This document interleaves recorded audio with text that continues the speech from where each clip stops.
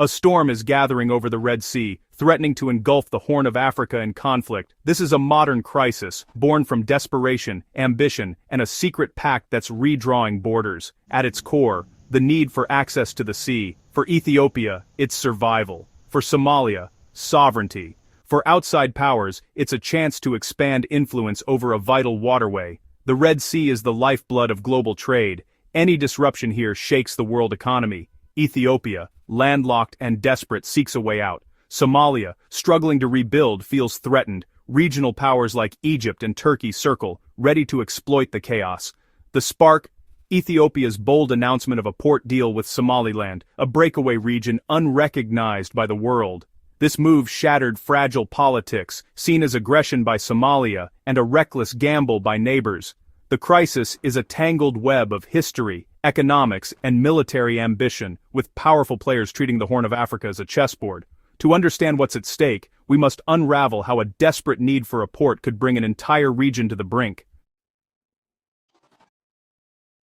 Ethiopia's sense of isolation runs deep. Once, it had a Red Sea coastline, but in 1993, Eritrea's independence left Ethiopia landlocked overnight. The economic blow was severe. Now 95% of Ethiopia's trade flows through Djibouti, costing billions in fees each year. This dependency is a national vulnerability, fueling anxiety and frustration. Prime Minister Abiy Ahmed made it clear sea access is an existential issue for Ethiopia's 120 million people. He warned that if peaceful means failed, Ethiopia might use force to secure its rights. The government began searching for a permanent, reliable gateway to the sea, one it could control and defend. Ethiopia's leaders saw the status quo as intolerable, and the pressure to act grew. The need for a port and a naval base became a national obsession. This desperation set the stage for a high-stakes gamble, one that could solve Ethiopia's greatest problem or plunge the region into conflict. The search for the sea was about to redraw the map of the Horn of Africa. On January 1, 2024, Ethiopia announced a deal with Somaliland, shaking the region. Ethiopia secured a 50-year lease on a stretch of Somaliland's coast, including rights to build a naval base. Somaliland, a self-declared republic unrecognized internationally, saw this as a path to legitimacy. In exchange, Ethiopia hinted at recognizing Somaliland's independence, a diplomatic bombshell. The deal bypassed Somalia's government, challenging its sovereignty and threatening to break the country apart. Just weeks earlier, Somalia and Somaliland had agreed to restart talks. Now, hopes for reconciliation were shattered.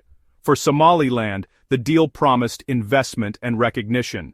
For Ethiopia, it was a lifeline. But for Somalia, it was a direct attack on its territorial integrity.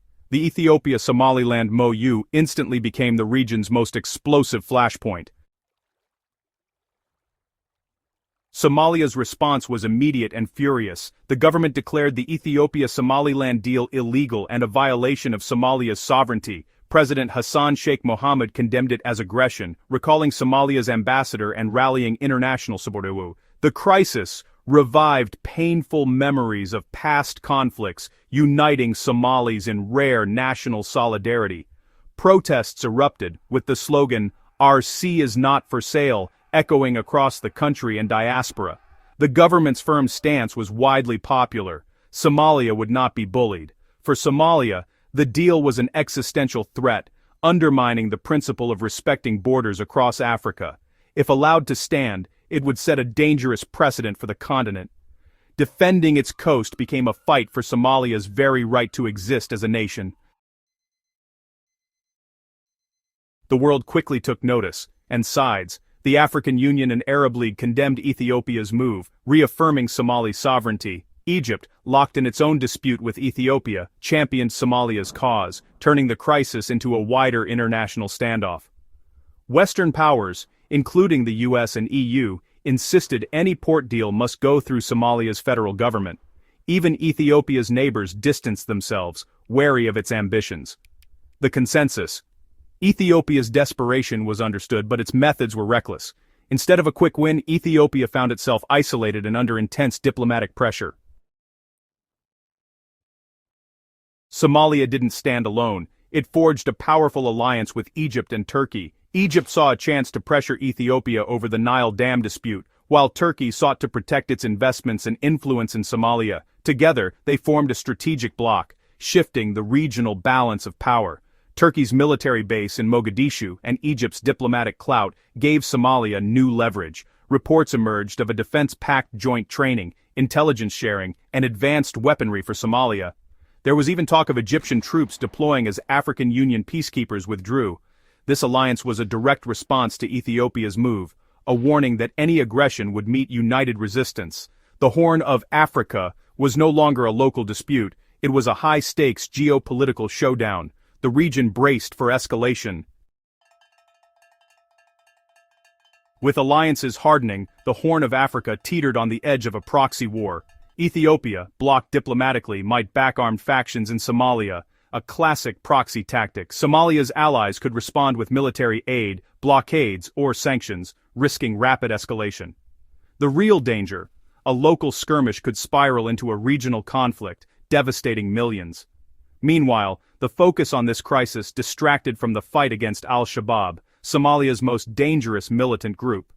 Al-Shabaab thrives on chaos, exploiting division and instability to recruit and attack. The longer the standoff, the stronger the militants become. The shadow of proxy war loomed, threatening to turn Somalia into a battleground for foreign powers.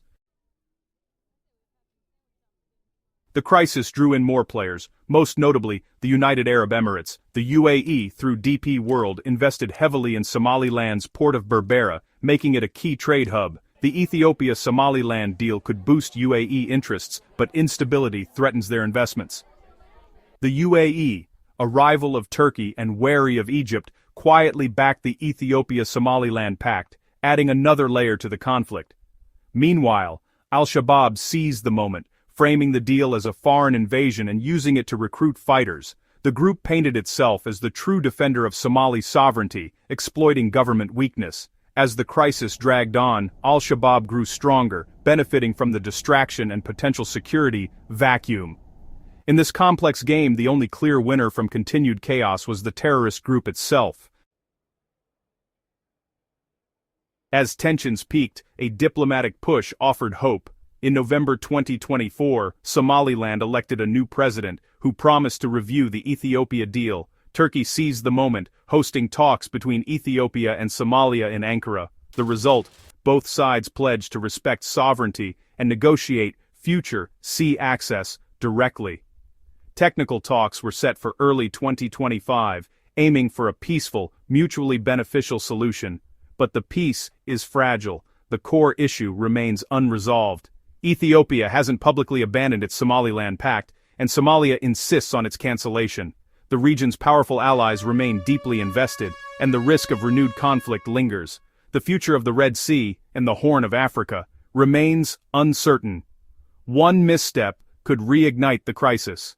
The storm has paused, but it has not yet passed.